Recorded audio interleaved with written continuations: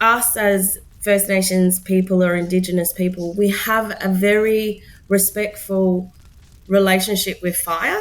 But then if you look at non-Indigenous people, everything is from fear. Like if you even look at the language that they use, it's suppression and it's firefighting, and it's, like all of their language is based around reactionary responses. Whereas if you talk to Indigenous people across the globe, it's all about care. We come from a place of care and guardianship, and this is our obligation to, so totally different perspectives and totally different ways that we view things.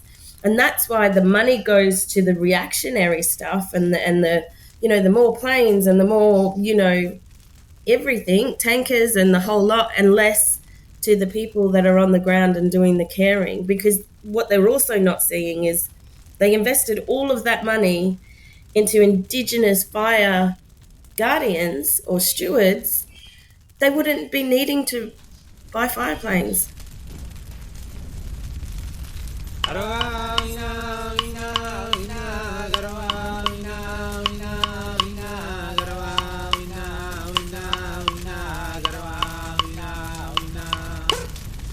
This is the Good Fire Podcast, stories of Indigenous fire stewardship, cultural and social empowerment, and environmental integrity.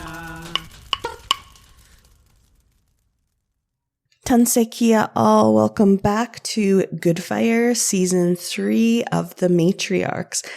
And today we have a powerhouse episode with Dr. Melinda Adams and Rachael Cavanagh, and I'm so excited to have them on. We had such a good conversation about Indigenous women, climate justice, fire, research, ethics around research, how we're putting fire on the ground, how we're involving our families and community.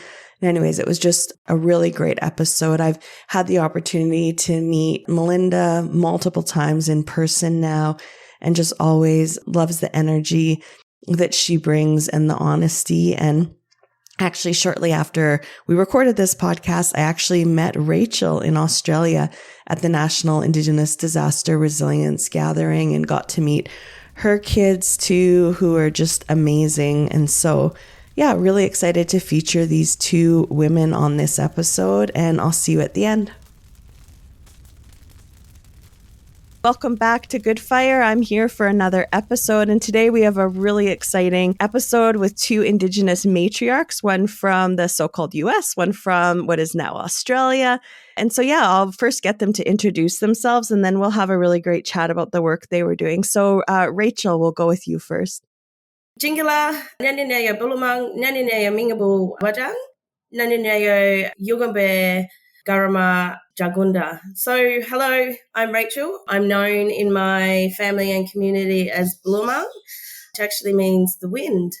And I'm just really happy to be a part of this podcast. So, thanks.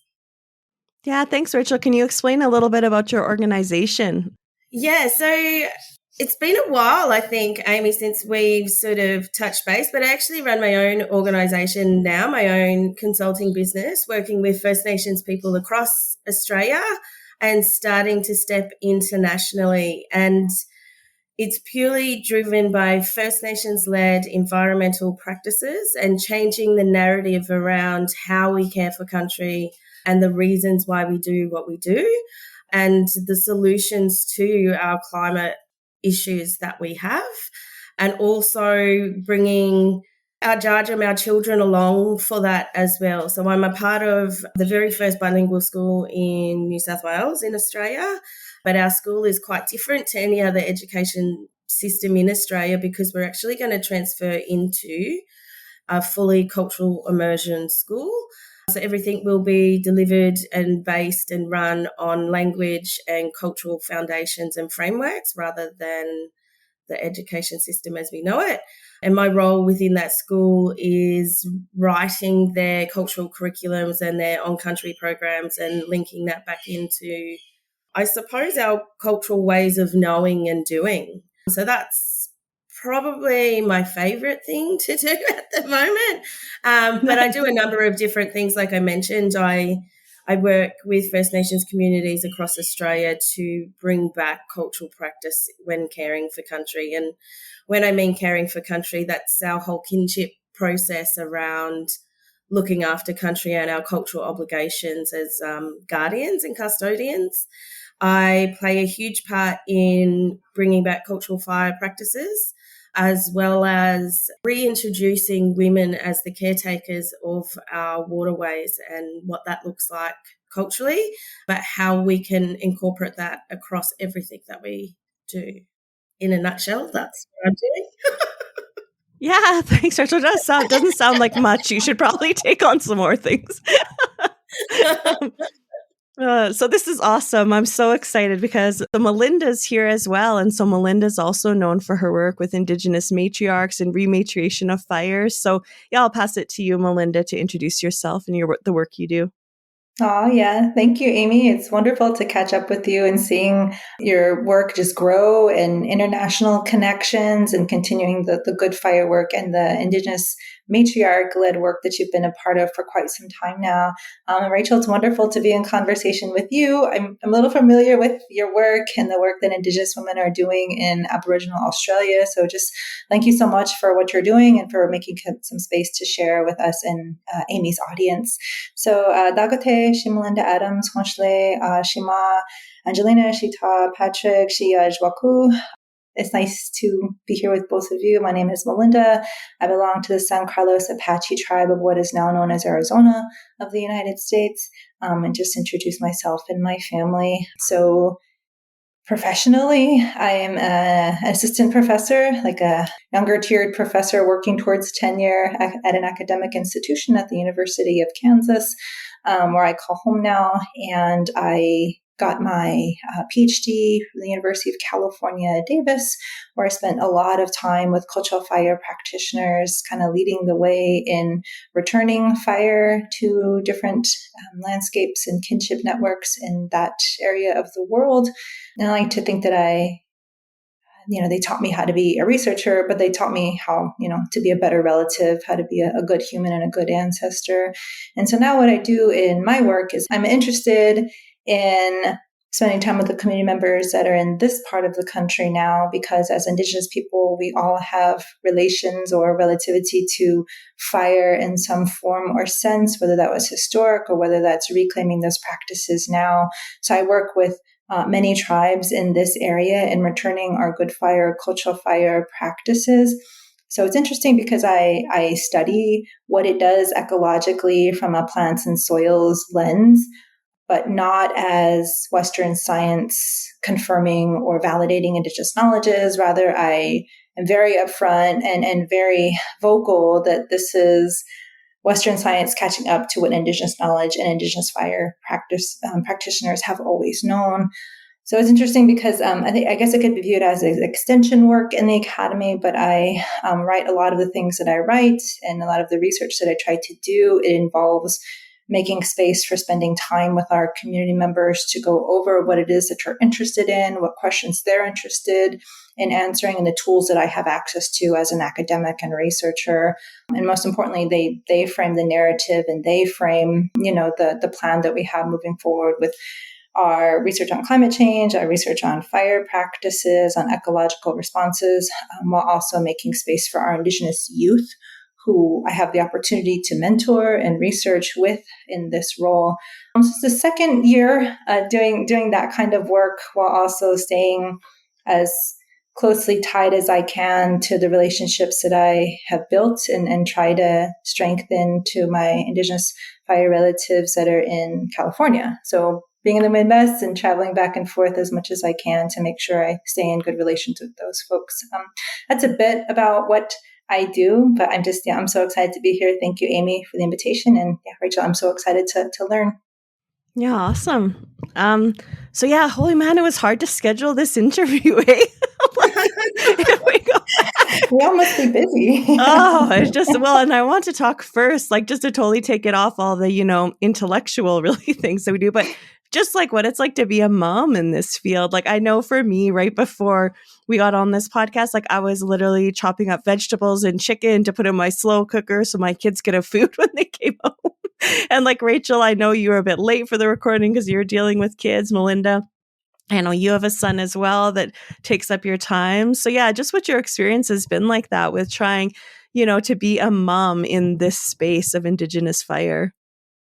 For me, and, from where I'm from, I'm a Mingyabul woman from the far north coast of New South Wales. It's on the east coast and it's on the border of Queensland and New South Wales. And fire for my people is actually the matriarch role. So my children, from the time that they have come into this world, have been on a fire since they were born. I've had them on my back, trekking through the bush and doing all of those things. And so when it comes to fire and, even just being out on country, I make it a priority that my girls are with me all the way.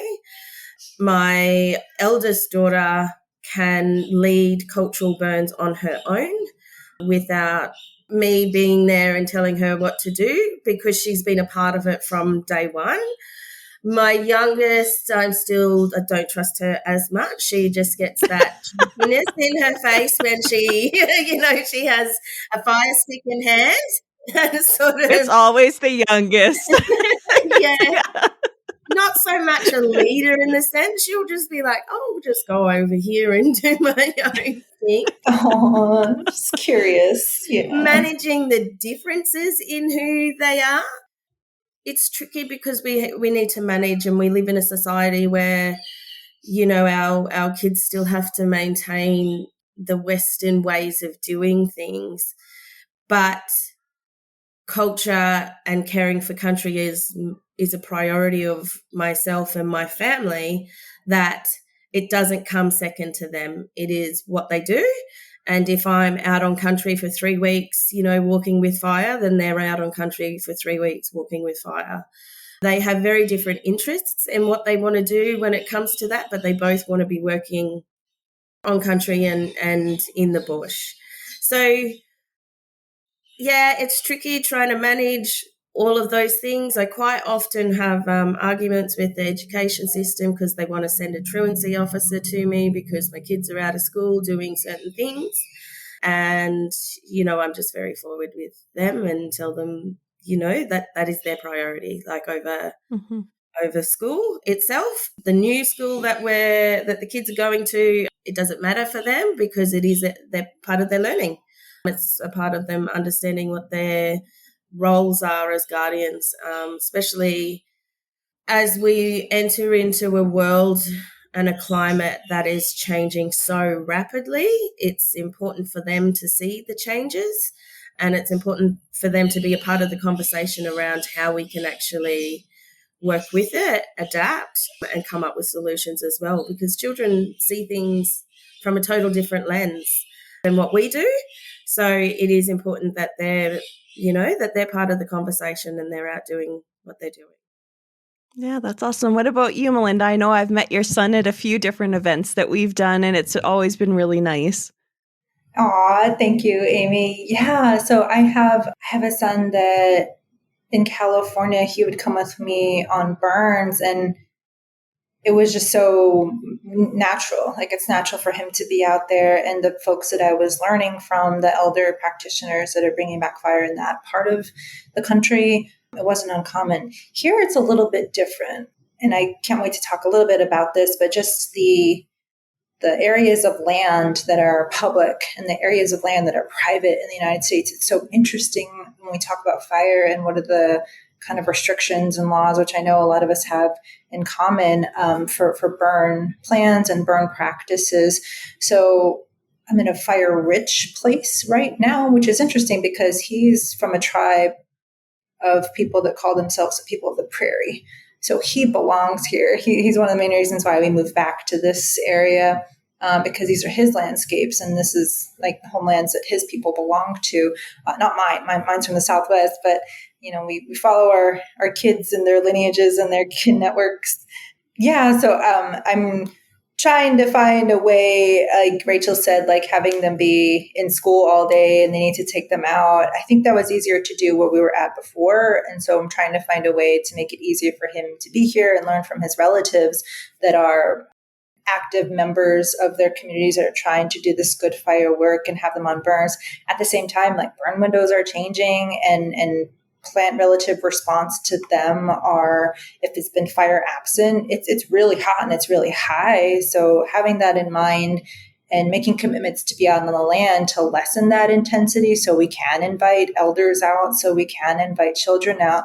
That's kind of where the work is at right now, because these plant relatives are much taller and in denser growth than areas that we had come from. So I'm doing my best to bring him out onto the land and keep him a part of this work, because like Rachael said, the way that I think of it, and she said a lot nicer than I did, like this is the generation that's going to pay the consequence for a lot of climate decisions that weren't made with them in mind. Our peoples, Indigenous peoples, we always have them in mind, but structures of power that don't have that inclusivity of several generations. And we're seeing the results of that on landscapes, especially those of us that are working to return fire in places where it hasn't been stewarded for many decades, if not centuries. So all of that to say is that I'm working on bringing my child out when it's a little bit safer. And I'll just tell you a really quick story. So I have, I try to do public face engaged stuff, and I do videos sometimes of like holding fire, carrying fire. And then we're trying this new plant, to see if we can make bundles with them. And it worked fantastic to set it and then carry it. Great accelerant. But then I was trying to make an informational video of I work with fire. And then my son was taking a video of it. And then he's like, oh, look, I'm mom. I work with fire. It just took off. Trust me, I'm a fire professional. It was so funny. So that's our inside joke. And he's like, oh, look, I'm mom. I work with fire. So he's funny. He's at a funny age, Amy, if that's what you're asking. No, he's a sweetheart, so well behaved at the events that we've gone to, and he just sits there listening to elders. I just think, he's an amazing kid. So that actually segues perfectly, Melinda, into the question I had for Rachael about your work with climate justice and the develop of the Indigenous Women's Network that you have. I'd love to hear more about that work. Yeah, look, I think it really came about organically, I suppose, within the broader Women's Fire Network. And it was because we're trying to revitalise, or we are revitalising, cultural fire practices across Australia. Women were still really rarely seen amongst our workshops that we were doing. It was still very much seen as a male-orientated role, and that didn't matter where you went. So, Amy, as you know, so-called Australia is made up of over 250 different tribes or language groups, and then within that we have smaller clan groups within that itself again. And then we're, many different law systems, many different protocols and processes around what that looks like. So we do have communities that is just male orientated when it comes to fire. Then we have some where it's women. Majority it is mixed.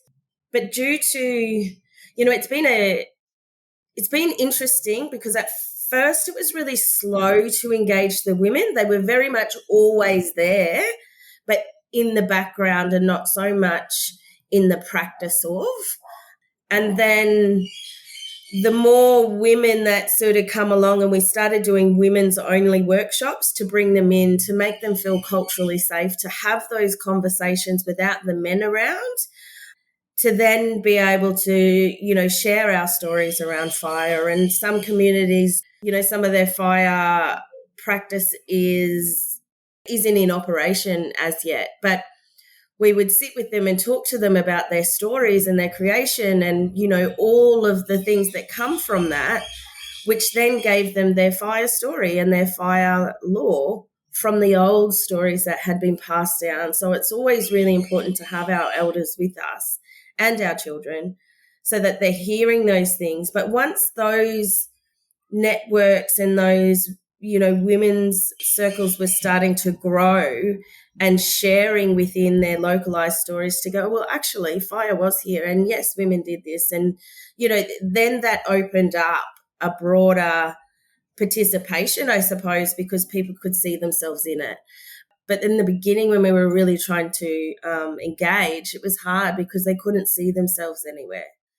And, more often than not here in Australia, we always get told that our culture is lost and it's, this and it's that, and we don't know because we haven't been practicing and, all of the things. But once you sit down with our community, it doesn't matter where you go and you start having those conversations. It's like our law is still in the land and it's in all of the stories that have been passed down to us by our elders. And it's really just sitting there to re-listen to that and to pick it apart, I suppose, to pull out those lessons and those learnings around what that looks like.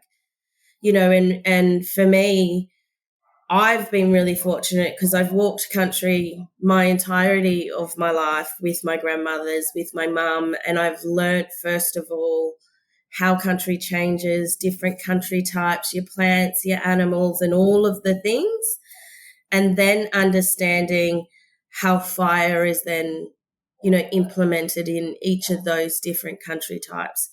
So with the knowledge that I grew up with and then sitting with different communities that have, bits and pieces, I can go, oh, well, from my country, this is what we look at when we're looking for, cultural indicators in the environment to go, well, this is now time ready for us if we were home to burn because of, and then I would point those things out and then we would take it back to their stories or their creation and then pull out those bits and pieces. So they were able to then place where fire comes into their story through different learnings like that. So it's that broader collaboration, but networking and sharing our knowledge.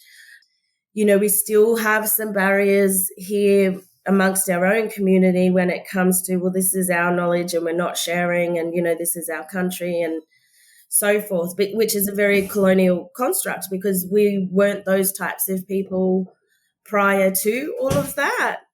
So, I think that's how the network grew, and we got we're quite large. We still interact. It's a very informal space, but, we still run workshops all across Australia. We've ran a couple of workshops down in Tasmania, down with the Palawa people, and, communities opening up their own country for people to come from all over to understand how, to burn on their country, but their practice and it's always about that sharing and that cross-cultural learning. So it might be we're there for fire, but then someone might go, oh, we've got these plants at home, but we weren't sure, whether they were from our country or where they were introduced and, how we use them. So it's actually a broader conversation and, fire might be the key to get everyone together, but the conversations, and I think that's just what women do too. There's healing around getting together and talking about that. And we talk about our kids and we talk about, our medicines, and we share the knowledge that we have from our own, which then grows. It just continues to grow. So that in itself is, that just grows on its own now. So whenever anybody anywhere across Australia is like, oh, we're doing this, and, so the call goes out and they're getting women, at first it used to be 20, 30 women. Now it grows, like there's like 200-300 women turning up to workshops to understand fire and impact. But also we're having now specific conversations around solutions too. We've just had those really nasty fires in 2019, 2020, where the whole east coast of Australia was on fire from all the way up in the Cape of Queensland all the way down into Victoria. It was one solid line of fire. So from then it's really pushed us to go, well, our solutions are we know that our old people have been fighting since colonization about putting people back in the forest and our relationship back with country and the environment, and how the environment, we are part of that. That's our kin. And it's never really been a conversation that our governments or even organisations want to have. They still really don't want to have it. But through localised partnerships, it's starting to change a little bit. There's a lot of conversation around this is what we want, but we're still restricted by the barriers of, well, you have to go through the Western firefighter system first, and you've got to wear all your gear, and you've got to do this way. So it's more about, from an agency perspective, it's more about Black participation than it really is about cultural leadership amongst a cultural burn, because Black participation and cultural burning are two very different things. They're not looking at country and burning for the right reasons at the right time. They're just wanting to say, oh, but we've got these Black fellas that work with us, and, we're doing all the right things. And, of course we want our mob to be employed, and we want them to have jobs, and a lot of them want to be working on country, and that is their way to get into that. But yet they're still restricted by all of those Western processes that really don't reflect the way that we need to care for country. So there's a lot of women in these spaces that I have been privy to be a part of that are actually stepping up into leadership roles. So that's another thing that I do. I really encourage First Nations women to step up into leadership and governance and decision-making roles, because we as women, when we make decisions, it benefits all of our community, not just like, a singular sort of silo space. That's my opinion. So having that, it allows that change and that balance to sort of really come through when we start looking at our local projects. So I think I rambled a bit there, but that's no, you didn't ramble. The quote you just gave about the Black participation rather than, cultural leadership. Oh man, that just hits on so many things.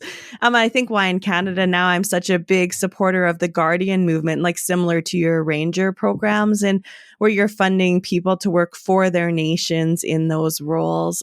But Melinda, I think this really ties in well. You guys are making my job very easy, but to your work on ceremonial fire to heal solastalgia. And so I'm just wondering first if you can explain to the listeners what solastalgia is, and then, how your work, has looked at ceremonial fire and that, through that lens. Oh, I appreciate that, Amy. And there's been folks that are interested in these terms and kind of what they mean, and finding a place for them actually with public health and mental health and climate mentality around catastrophic events. We've known what these are as Indigenous peoples for generations now. Our spiritual and cultural health is tied to our time on the land and our time with one another, which ostensibly cultural fire we engage in, right, as practitioners or as community members, as participants, as women that are wanting our youth and our elders and our kin out on the land with us, whether or not they have bundles of fire or not. So these were terms that were in academia, and I have to be an academic sometimes, but this article, unfortunately, kind of came to fruition with Chairman Ron Good, who's just an amazing cultural fire expert, knowledge holder, and so giving of that knowledge and that time. I think he's been a guest on your podcast before. So he and the other co-author, Dr. Erica Tom, kind of conceived this idea that cultural fire, it kind of pushes back against solastalgia. And what solastalgia is climate or environmental grief that someone feels when that place to connection, those lands we call home, are devastated through climate change. And of course, there are certain parts of the world where people just feel that and see that daily. California is one of those places with wildfire activity from the past few years. So I give all the credit to them because they came up with this kind of linkage between the loss that we're feeling, particularly as Indigenous peoples, to our homelands through climate change and wildfire. And Chairman just decades of work on the land and also training people how to work with fire and how to steward fire in a responsible and culturally safe way. He conceived, and Dr. Tom had this idea, and it's true, that cultural fire is solophilia. So solophilia eases some of the soul nostalgia, the negative feelings that you have regarding climate change and wildfire through cultural fire, like learning about tribal histories and the effects of colonization and having some agency in what you're doing on the land. Like, we can't control all of the catastrophic climate change that's happening, but we can be here on the land caring for this place. And so the idea is that if you know a place, you'll care about it. And if you care about it, potentially you'll protect it against some of the impacts that climate change is inviting and bringing. So that was their idea. I just happen to be an instructor or a teacher or a person in academia that spends time with Indigenous and non-Indigenous students, educating them or trying to get them on the land, working with their hands and kind of mitigating some of those climate anxiety feelings. So speaking pretty closely to what Rachael is talking about and her experience in taking care of country as a generational responsibility, that was the idea that Chairman Ron Good has and Erica Tom, and then also inviting allies in a culturally safe and responsible way and signaling their role in building allyships with Indigenous peoples to make space on our own homelands for fire return. And the ceremonial part of it is Chairman's term that I've adopted and used now. And the way that he explains it is cultural fire is significantly different than prescribed or controlled fire because it centers and uplifts the cultural part of it, whether it's the why you're burning, how you're burning, or who's doing the burning. It really situates Indigenous peoples in the position of power. And I appreciate that. So the ceremonial burns part of it is his term that I intentionally use now to have scientists, policymakers, even us as Indigenous peoples really concentrate on, well, there's cultural and ceremonial components to, it's not just fire. It's all of these things that encompass what fire invites us to think about and feel.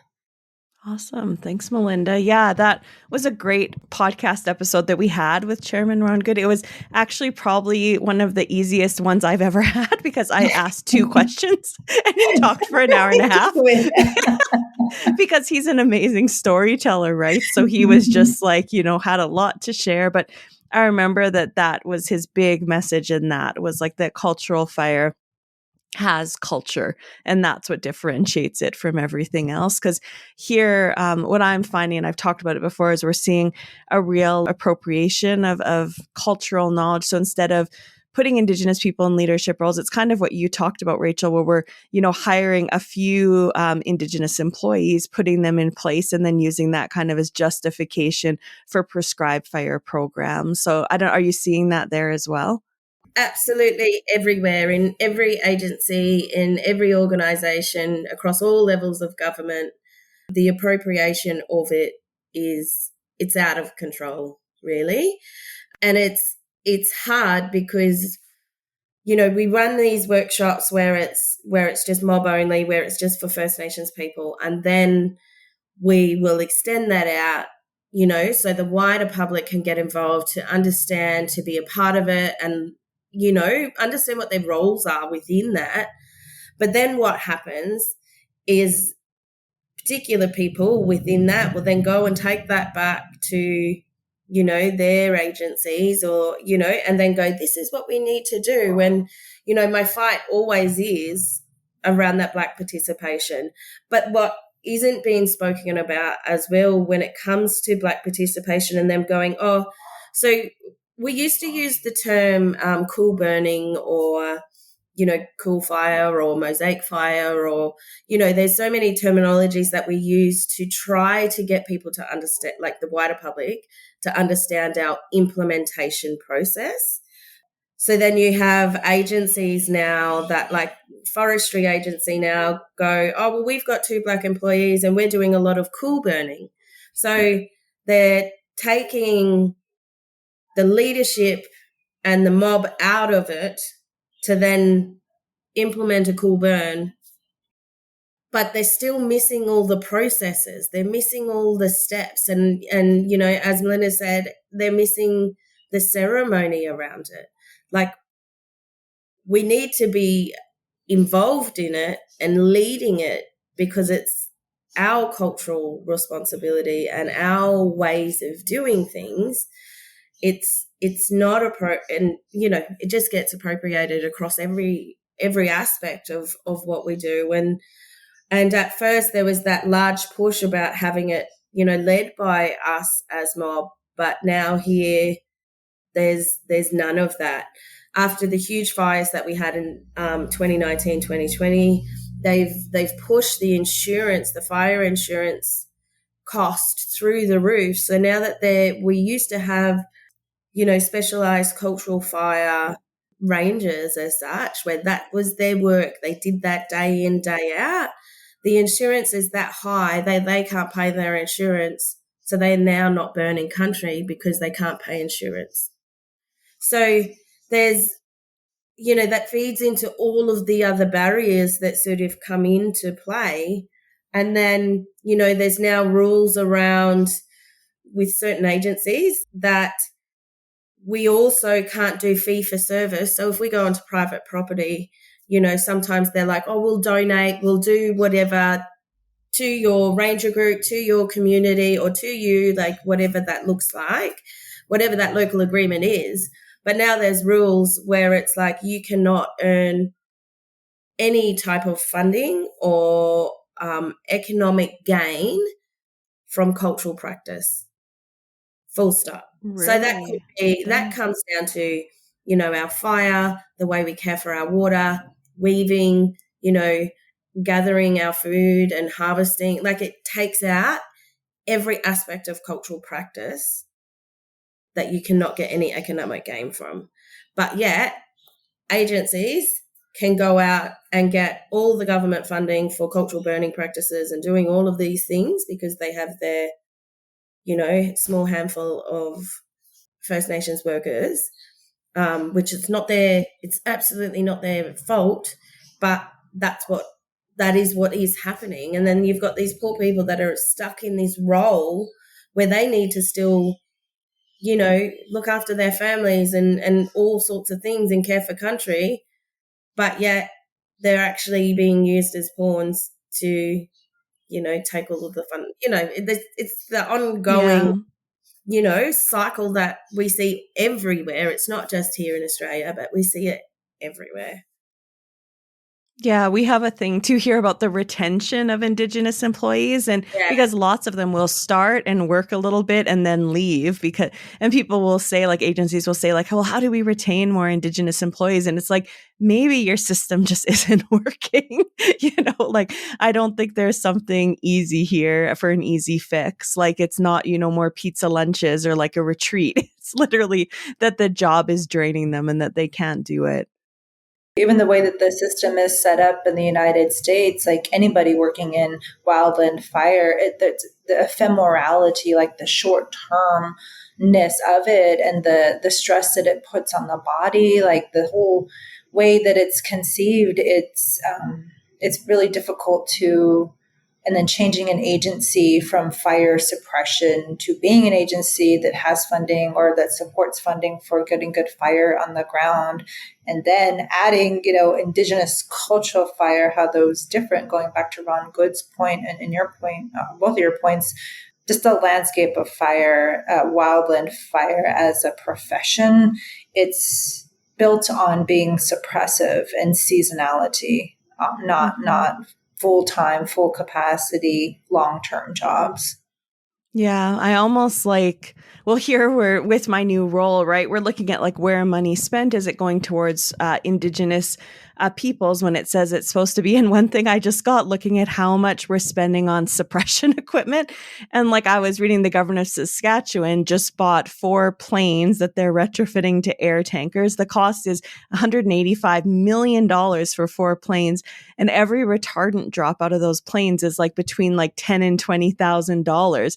And so when we calculated it out, it would be like you could hire 10,000 Indigenous guardians, pay them like, year round in fire. And so it's just for me, I'm like, what reality am I living in? We're like, no one blinks their eye at the purchase of airplanes. But when we're looking at jobs for people year round to sustain their families, people are like, oh no, let's not do that. And I think that comes back to, like, if you really look at it, it comes back to our relationship. Us as First Nations people or Indigenous people, we have a very respectful relationship with fire. But then if you look at non-Indigenous people, everything is from fear. Like if you even look at the language that they use, it's suppression and it's firefighting, and it's, like all of their language is based around reactionary responses. Whereas if you talk to Indigenous people across the globe, it's all about care. We come from a place of care and guardianship, and this is our obligation to, so totally different perspectives and totally different ways that we view things. And that's why the money goes to the reactionary stuff and the the more planes and the more, everything, tankers and the whole lot, and less to the people that are on the ground and doing the caring. Because what they're also not seeing is they invested all of that money into Indigenous fire guardians or stewards. They wouldn't be needing to buy fire planes, because people are on country all day, every day, caring for country and doing those things. And yes, we're still going to get wildfire. Well, for us here in Australia, it's a normal thing for fire. We're just one of those countries that has fire. But, one of the reasons why it is so bad is because they've taken people out of the environment and have come from that reaction. We need to protect, like even in that firefighting language, it's like we need to protect assets and infrastructure and all of those things. Whereas if you talk to, mob, it's like we need to protect the country and our cultural assets and our bush foods and our medicines and our animals and our trees. So like our cultural assets, I hate using the term now, and I very rarely use it around, because in Australia it's such a thing of, cultural heritage is this one thing. So instead of talking about cultural heritage, it's our cultural asset, and our assets include every aspect of our cultural way of being and doing.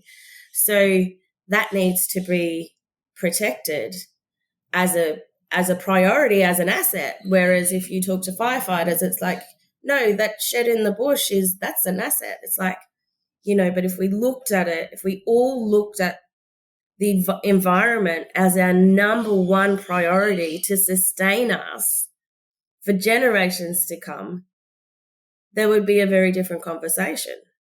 But we as Indigenous people see the next generations to come. Like everything we do today is for the future. It's not for today. Whereas non-Indigenous people just sit in this small silo of it's just my little life, or maybe just their children's life. They don't look at, what that looks like, what the plan in the future looks like for generations to come. So there's the language that is so very different between Indigenous and non-Indigenous people when it comes to all of that, because I've heard it from somewhere. It's not my thing, but I don't know who I heard it from, but we all love our mother. And if we all loved Mother Earth the way that we love our mother, would we treat it the way that it's being treated? Because we know that Indigenous people don't do that, because Mother Earth is our gift, it's our role to care. So if non-Indigenous people had that same viewpoint of, if you love your earth, the environment, everything around that, like you love your mum, would you be doing what you do, or would you be protecting it? So it's tricky. Yeah. One thing I find, like just going back to like non-Indigenous, is it especially agency folks that work in fire? Like what I notice is that if there is a devastating event or something happens, like they leave, right? Like they're not committed to that place. So, if suddenly a fire comes through, all their recreational aesthetic values of that place, they just try and find a job somewhere else. But for Indigenous people, like you are bound to that place. And I remember one guy, who was on the Indigenous Peoples Burning Network tour with us, he was saying like that we will be here long after like all the different forestry agency people have rotated out. And so we're the ones who should be leading decision making here because of that. And I just thought it was super powerful. Oh, I like that. I'll just share something really quick that it just reminds me in hearing Rachael speak about caretaking and stewarding, and just kind of adding, just as life givers, Indigenous women, the way I've been told, and I've definitely seen it, the way that we care for and come about learning about fire is inherently different than some of our Native male counterparts that are bringing fire back. I see you smiling, Rachael. Like, yeah, like it looks. It's different being out there with the grandma and some munchies than it is like with young Native men that are wanting to go and set things on fire. Not what they're doing, but you could see a difference. So just like a humble plug for the work that I'm doing now. I am not a bug person, an entomologist is what they're called, but doing this work with fire, it invites like other people that are studying the earth and this idea around conservation, which is basically Indigenous principles of caretaking. So talk about appropriation, like we've been conserving and stewarding like long before it was a initiative of some sort. So I'm working with entomologists that are interested in the recruitment that slower, cooler burns invites, because again, our peoples know certain insect relatives that are going to find the environment more inviting after a cool burn or after an Indigenous led smaller scale burn. And before we got started in one of the workshops that I was helping out with, he even was upfront about, it was a white male researcher. He was upfront about his position and said, the way that he's been trained as entomology, it's he would go and tag the bugs and in their life, as part of samples. And he's trying to be intentional about moving away from that. For whatever that was worth, I thought that was something valuable in there. But nonetheless, like this idea, and I work in ecology, just sometimes the destructiveness or the way they go about collecting the science and not returning it, or not having a commitment to the places and lands that you're studying and researching and being in community with, there's still room to grow for a lot of researchers that I'm on the land with. And I just inherently have a different way of viewing our earth, and how we take care of it. But back to the point earlier, like Indigenous men reclaiming these practices or restewarding the earth with good fire, it looks a lot different, like when the grandmas and the aunties that are out there. I hope you all... No, that's 100% true. Yeah. But I mean, part of that though, like is, you know what I mean? It's because of the suppression industry, right? That Rachael was talking about. Like in Canada, we had a history of like, first Indigenous men were forced into firefighting. Then it became like a role where they got paid pretty well. And now it's almost like a family tradition. So it's almost like, well, maybe this will sound bad, and they'll hit me for saying, but like a colonization of the mindset about fire. And so it's how can we bring them back to like, because response is important. Like we do need to protect communities. We're getting some really bad out of control fire events here, but we also need to reestablish that other like kind of side of our brain with fire. Yeah, definitely. I think it's harder to retrain, particularly men, when they come from a fire agency, to relearn our cultural ways of doing it, because they're so trigger happy and they're so used to having to, chase the fire. So the adrenaline comes with having to chase the fire. So I've been a firefighter for 20 years, so in a firefighter agency for national parks and for forestry, as well as doing the cultural burning itself. But the men I find are harder to ground back in the cultural spaces, because that adrenaline of chasing wildfire and you're out and you're doing all of these things is, I think, more difficult to sort of slow that down a bit. And, an example of that, I was just out at last week up home burning, and we had an area where we were burning some grasslands and, open gum forests and stuff. And then we had split because we needed to go down and burn some of our women's camp. And so we split up and we did that. And then the men's fire sort of got a little bit heated because, people were deciding to burn from the bottom of the hill on a grass fire that just ripped up the hill. And here we are, us women, like sitting around and, the fire's burning nicely. We're down in the river and then we come back up from the river and it's still like trickling along. So, and it is sort of what it is. There's just a very different energy that comes with it. And it comes from, like what you were saying, Melinda, like around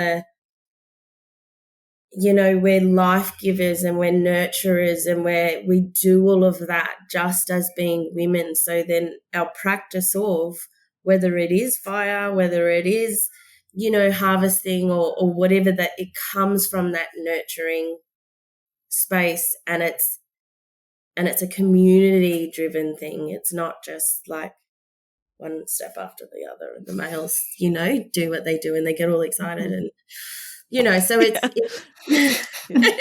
is different. Yeah. Well, I was going to say, there's a reason why it's called slow burns or cool burns. Or I've had my daughters say, like, they like to light it, but then after they're like, this is boring. Like, are we just going to sit here and watch the fire trickle across the ground for 4 hours? And it's like, yes, that is what we're going to do. So, yeah. So I just wanted to get back a bit to, your next year plans, what's coming up in the future for both of you, if there's any exciting projects that you're working on or developing. And Melinda, we'll go with you first. Oh, well, I imagine my schedule as a little bit like y'all's. Like there's so many things to do and so many obligations that we have, both from our family,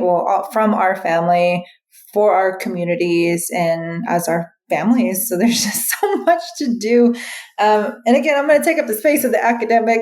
I'm sorry, but it's really interesting because on the one hand, it's good that there's interest in amplifying cultural fire to do so many of these things that people, and a lot of them are non-native, that people are interested in.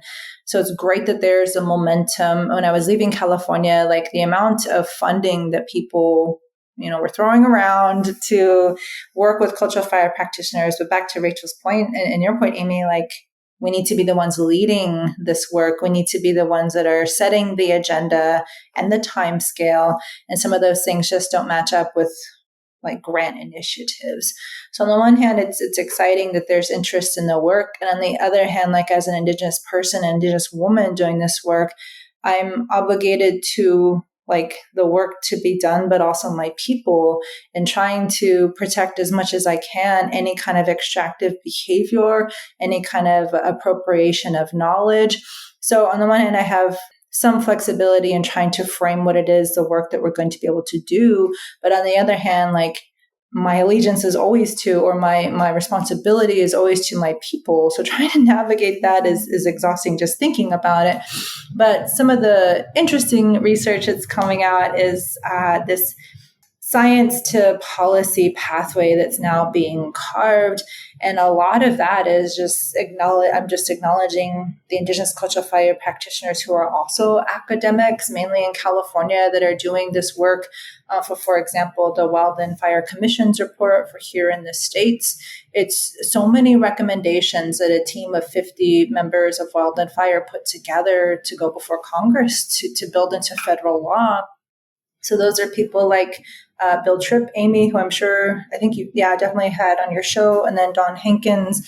So those folks like putting together those congressional recommendations centering cultural fire and protection of fire knowledge, really. So there's these interesting pathways to science, to actualizing some of these principles and proposed ideas that our colleagues and folks on the ground that have been doing for decades now. So the policy is interesting because it's always, tied to the work that we're doing with cultural fire, whether that's here in the States or abroad, like with our relatives, Indigenous relatives worldwide. The other, and this is the one that I think through the most with, it's this interest in, and I call it fire tech. So fire technology, lots of people are interested in building a better fire metric that's going to forecast places where wildfire is going to occur, or even the safety of prescribed burning. So fire tech, really trying to ground that and root that and do that responsibly with fire TEK, like traditional ecological knowledge. Fire tech meets fire tech. That one's going to take a lot of more time and patience, but patience, yeah, right? sure. With Patience. The AI people, you're going to need it, Melinda. Yeah, I'm like, should we be like, these are conversations? Should we be doing this? But at the same time, AI is coming for Indigenous knowledges, and developing some kind of mechanism to protect those practices, protocols, and principles. It's something I found my way to, or it found its way to me. And so now that's a role that I'm taking, trying to take up space for my peoples, for our knowledges in the fire tech space. Interesting.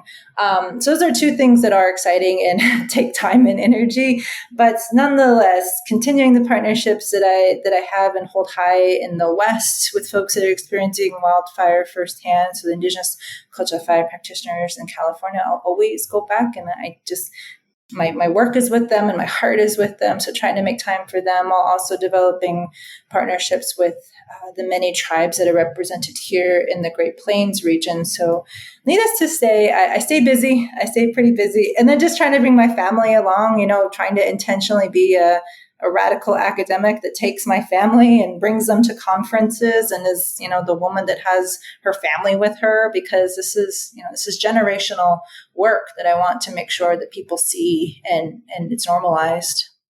Yeah. Yeah, that's awesome. And you were just in Europe, you were telling me about. And so that's really exciting too, and got to bring your son. And Melinda, too, will link your awesome paper on Indigenous fire data sovereignty in the show notes. So for those listening, you can go to the show notes at the bottom of the page, and there'll be various links to the things that we've mentioned here. And so, Rachael, what about you? What's upcoming for you? Busy, busy. Besides like starting a school, and all those things. I think, for me, it's always going to be the continuation of doing what I do. I sit as an independent in a lot of government spaces around agitating and really advocating for law reform when it comes to First Nations people and fire practices, and just, access to land. Like, we still don't have access to our own land to be able to, do the things that we need to do to care for it. So, pushing on partnerships. And as I mentioned earlier, like, localized partnerships are where it works, from the bottom up. The groundswell of people of the wider community are really engaged in that space.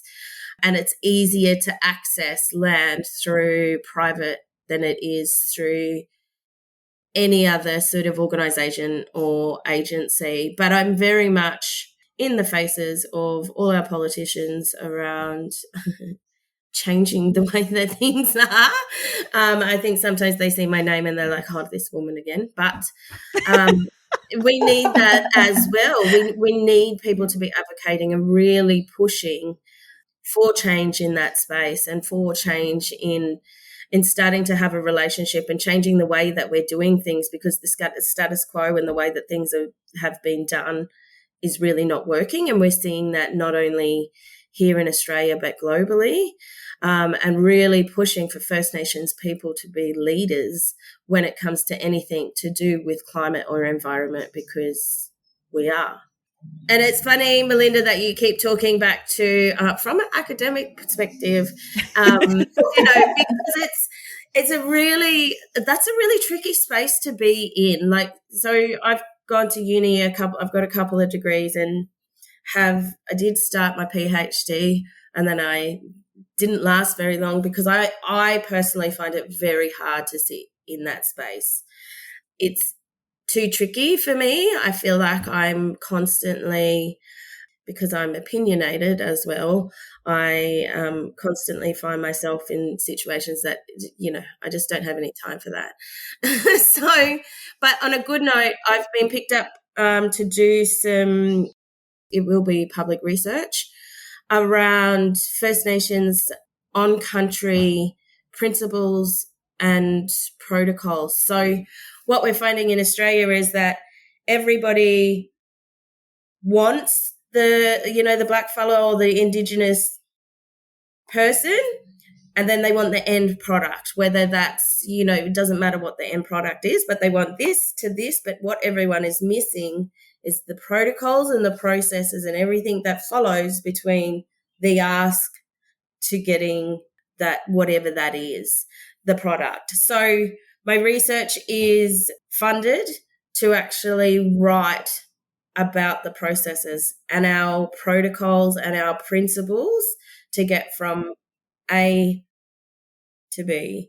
So rather than because everyone's like, oh, they just go out and they just do this, and there's, nobody talks or thinks about what that means to ask an Indigenous person for something, and then those things that happen to actually get to the end product. So I'm excited about that. I, run workshops and lectures and talk to many people about their missing processes. And through that, that's that lack of respect, of understanding cultural ways of knowing and being. So I'm pretty excited to get some of that out early next year and then follow that through. And look, I'm busy. I'm probably out on country probably for the next couple of months as well, burning, because we're in key fire season at the moment. Which I love doing because I, turn off from the world. I can say, oh, I'm in, the top of this mountain. I got no reception, and just turn my phone off. And, so that's always really lovely until you come home. To a full inbox. Yeah. But yeah. So yeah, lots in the work. That's awesome. Thank you, Rachael. Amy, if you don't mind, I know people, I know listeners are so excited to hear what you're up to, maybe the new Indigenous Leadership Initiative and a project you're most excited about. Sure. Yeah. So I think I've mentioned in some of the recording for this that I left my role with the federal government and I've joined on with Indigenous Leadership Initiative to help lead some of their fire program. We're a very small but mighty team. And it's been just amazing being surrounded by Indigenous women. Like when I go into the meetings, usually I'm used to being the one that's really pushing for things and all about leadership and sovereignty, but they're right in line with me. So I'm this is perfect.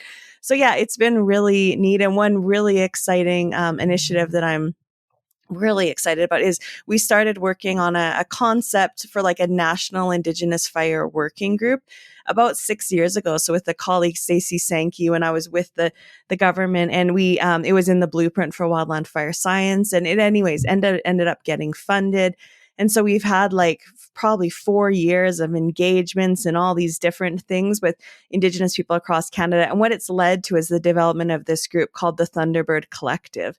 And so they're actually housed in the Indigenous Leadership Initiative. And the idea behind the group is that we have a steering committee there of Indigenous people from across Canada. And it's all about advocacy and knowledge sharing. And so what we found in the engagement sessions that we did was that there's lots of different nations and lots of people want to burn, but everyone's kind of hitting up against the same roadblocks and the same frustrations, but then not having that additional capacity to push legislators like you were talking about, Rachael, being that person that's well, I'm going to go and meet with them then and advocate for Indigenous people. So that's the idea of the Thunderbird Collective, is kind of forming this group that can then kind of take on some of these bigger issues that we're continually seeing in Canada as barriers for Indigenous people. So yeah, that'll be launched this fall. And I'm really, excited about that and what that's going to mean for, actually having kind of a collective voice in Canada on many of these issues. So yeah, thanks for asking. That's such needed work. Yeah, I can just see that being so helpful for a lot of the folks that are on the ground doing this work, kind of leading this work in different areas. So it's so beneficial. Yeah, it's been like great, but I think it brings back some of those barriers and stuff that we were talking about before that we constantly see for Indigenous people. It was like, we're all just like, yeah, we want to burn and we want Indigenous people to be able to burn. And, we don't want to do with PPE and all this stuff. And then it's like, okay, well, what's your terms of reference? What's your vision statement? What's this? And we're like, what the hell? All this organizational and business planning. And yeah, so that for me has been like, we've all been learning. And I feel our team's kind of made up of a bunch of different folks that sit on the Thunderbird Collective Committee, but quite a few are burners, right? And they're there as knowledge holders, and they're sitting in these long meetings about, terms of reference statements, and, the chair will do this and the co-chair will do that. And nobody cares. But I mean, so that's been like a frustration with it, I guess, is trying to like take this group that's focused on Indigenous concepts, but then like fit it into this like Western world and standards that are needed to be able to accept funding. Yeah. And like for me, I guess I was naive and it was slightly unexpected, but we're learning a lot. Well, then I'm wondering, and I don't want to put you on the spot, Rachael, but does it sound similar to some of the community-based work that you're doing with your peoples? It feels like it resonates. Yeah, definitely. And I think it probably happens everywhere, but it's definitely like the ebbs and flows with the political movements as well within governments.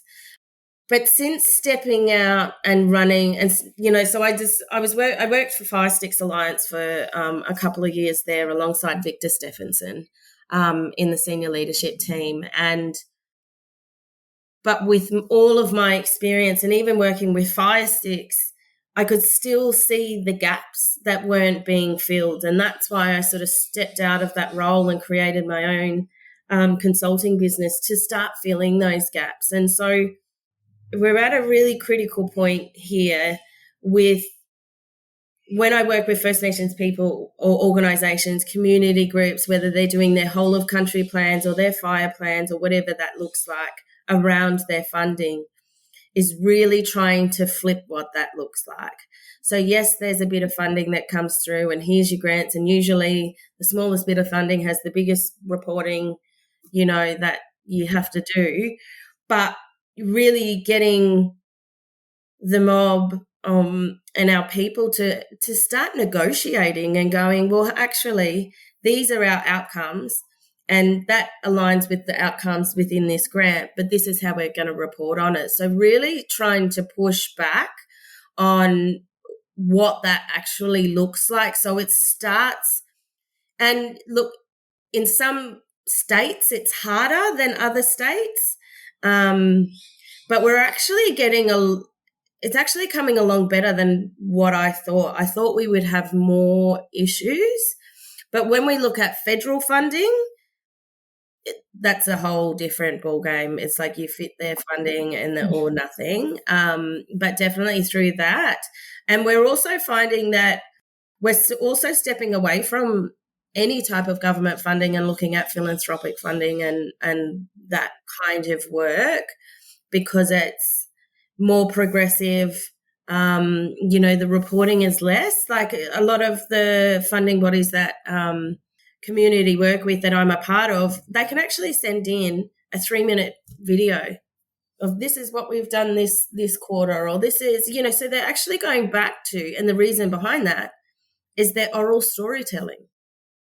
Like we were oral storytellers. So, changing that, flipping the narrative on, well, what does that look like and how can it still benefit both parties, but it's still very much the decision-making process is through our people rather than the funders itself. So we're finding that the funders love it and they can also use that then, so the snippets that they send through as they're reporting, they say, yep, you can use that publicly. So it's giving them, the power to go, we're partnering with this mob and, this is what they're doing and they're, protecting, So it changes that whole way of viewing things. So statewide and locally that works. Federally, we're definitely not there yet. Yeah, that's interesting about the philanthropic funding. I mean, that's where we're moving in Canada too, quite a bit. The one neat thing that ILI has done is they kind of just push back on government programs that make them compete with other Indigenous groups and just say, like, if that's how it's going to be, then we're not going to apply. And what's been interesting has been the government response. They're like, what? Like, you're not applying for our funding? And they're like, oh, no, we got other things we can come up with and other ways we can fund that work. And so for me, that's just been showing that Indigenous leadership aspect of it, where it's okay to stand up and say no to. Yeah. And ask for what we want, because you're starting from a negative anyway. And so, there's no harm in asking to say, well, actually, we're going to change this, or we're going to change our reporting, or this is what we, want to get to, because our outcomes are going to be far better off than if we follow this. And once it's explained properly, more often than not, it's agreed to. And I think for our mob, we still are very much, they're like, well, if we can't question the government because then we don't get anything. Like, so the mentality is still really, that way inclined. Like, it's really still suppressive. And ever since, paternalistic almost. Yeah. And then, everything was, you could see change, you could feel change and all of those types of things. But, I'm not sure if you guys followed, but we had a referendum last year about, having First Nations people counted, but able to have a bloody voice. And within 10 minutes, 98% of the country said no. So that actually showed us what that looks like. But what it also did was pulled all our partnerships. So government agencies, other agencies, they just stopped and pulled all the funding. Within 2 weeks of the referendum, community organisations across Australia lost their funding and lost their government grants and did all of that because it come out, Australia says that we don't really actually want to, which was not even the referendum question. Like, it was like, fuck. But, no kidding. Brutal. God. But what we're also seeing from that is true partnerships are starting to really drive what that looks like. And that is why mob is starting to step completely away from government. Yeah. Are you, Rachael, are you going to be, I'm coming down actually in a few weeks. So I'm coming to the National Indigenous Disaster Resilience Conference in Lismore. Are you going to be there? Yeah, I'll be there doing a talk. So that'll be great to catch up.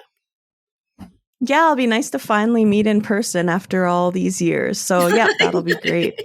Yeah, he becomes different. It's like Melinda too. I knew Melinda like a long time before we actually met in person. It was, really nice as well. Yeah.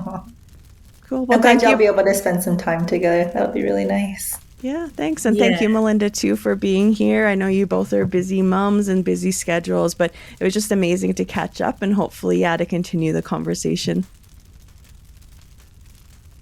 Honest to goodness, after speaking with them, I feel so much better about the world. So thanks, Rachael and Melinda, for coming on the podcast and sharing. I just admire both of you and the work that you're doing and wish you the best and your families the best as well. And so that's the end of episode 6. For episode 7, we actually have a really interesting episode with another person I greatly admire, Ryan Reed from the Fire Generation Collaborative. And Ryan is coming on basically to shift our conversation a little bit and instead talk about Indigenous masculinities. And so I'm really excited to feature that and the work that Ryan's doing and how he fits into matriarchy. Again, a super impressive guy and excited for you all to meet him in the next episode. A huge thank you to Canada Wildfire for their support of this podcast. As well, we would like to thank the Fighting Gunda Jamara for allowing us to share their fire song Ween as the official song of Good Fire Podcast.